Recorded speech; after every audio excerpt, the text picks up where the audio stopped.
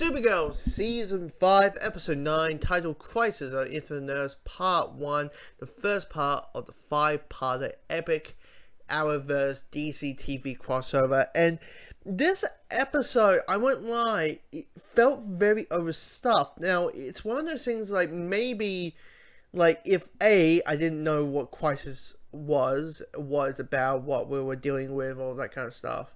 2, if I wasn't watching every single show, would I felt this episode was overstuffed? Because this episode is trying to explain Crisis, what's the threat, what is all that, trying to introduce every single character, because you have Harbinger, who is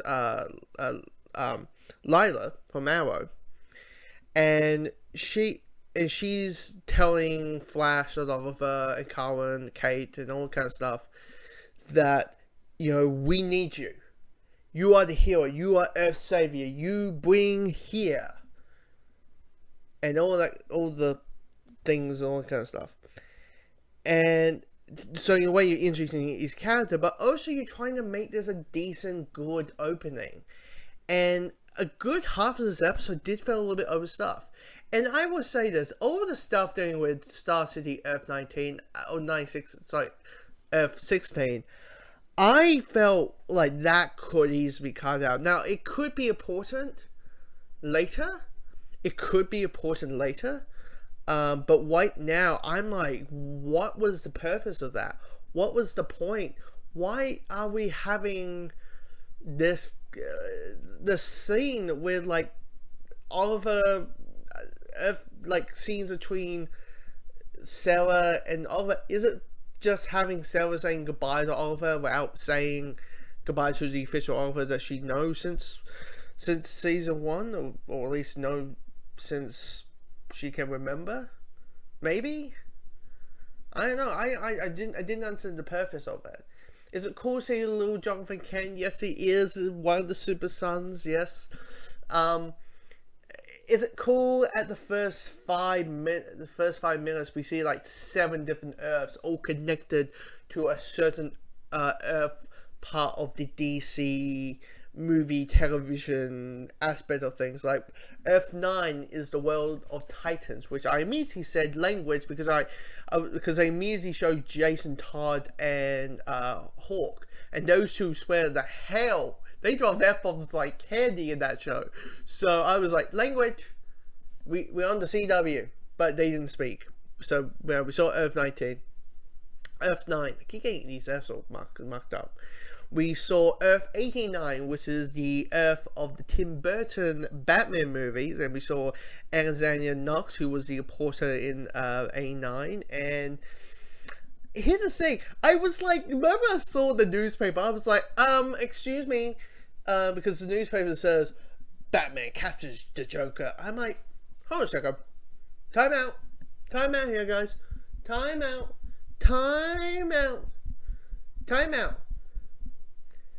Joker died. We have a whole fucking movie to explain, you know, the gargoyle. Batman shoots, you know, a grapple round his Joker's leg along with a gargoyle while Joker was trying to climb up the helicopter and he fell to his death. Like, you know. And people would say Batman doesn't kill. Yeah, anyway, like, he died. He's dead. Anyway, I was like a little nitpicking there. Also, we saw Burt Ward, who played Dick Grayson in the Analyst TV show.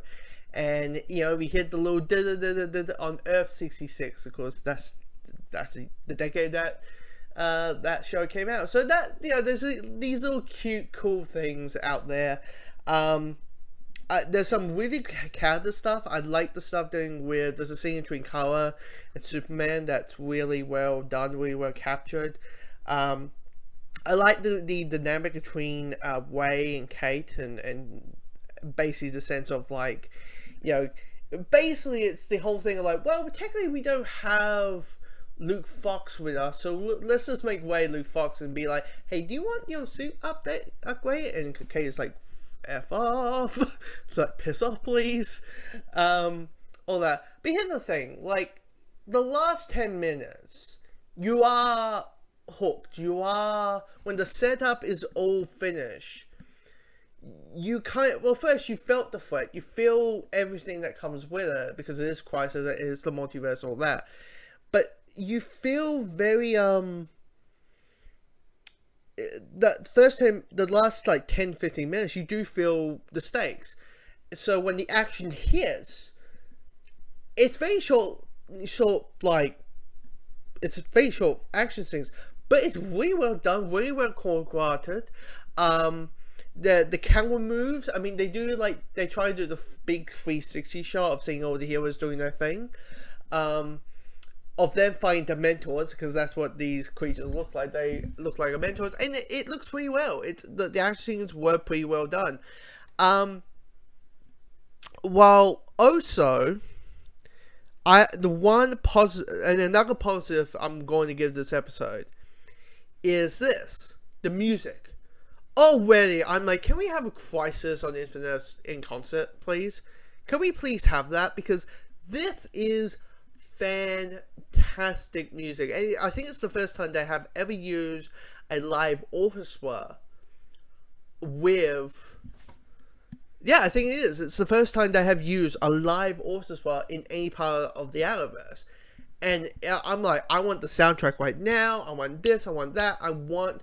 you just listen to the music, because the music is well done, and at the end killed me. I mean, they've been hinting. On the Arrow, they've been hinting the death of Oliver for the entire season, since the last 7 minutes of the last season. But let's be honest, I wasn't expecting that, like that early. I mean, I thought he might at least die in the Arrow episode, but God's sakes, I was like, I was crying, I felt the epicness, I felt emotion, and, I mean, I'm just, I know we only got 4 more episodes left of this crossover, and the last two we had to wait for an entire month for. But I'm just, it's good. It's a good opener. But while watching, I won't lie, I did kind of feel like maybe this crossover will make a little bit more sense and feel a little more fluent as a whole than actually watching the parts. But we can only watch it when it's all completed, or we see all the parts and all kind of stuff. So anyway, yeah, good opener. A good opener. Just a few felt a little bit of stuff, and a few like, just that, Star City of 16 stuff, because like you could